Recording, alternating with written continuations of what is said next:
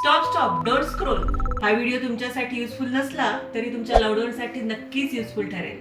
Delivery नंतर milk supply कमी झालाय असं वाटतं आहे, पण का? नंबर ऑफ फीडिंग्स कमी दिल्यामुळे, बेबीला शालो लॅच घेतल्यामुळे की आईचा स्ट्रेस वाढल्यामुळे?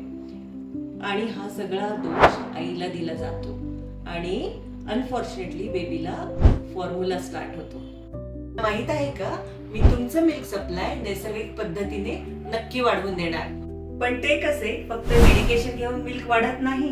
तुम्ही बेबीला पोझिशन कसं घेता, नंबर ऑफ फीडिंग्स किती देता आणि अशी बरीच कारणं असतात की मिल्क सप्लाय का कमी होतो. आणि आपण 1-to-1 सेशन मध्ये तेच प्रॉब्लेम सॉर्ट आउट करणार आहोत. नमस्ते, मी doctor Rohini Kshirsagar, lactation consultant और स्तनपान सल्लागार.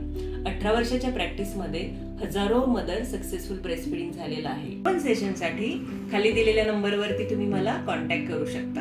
Keep in mind, breast milk best milk.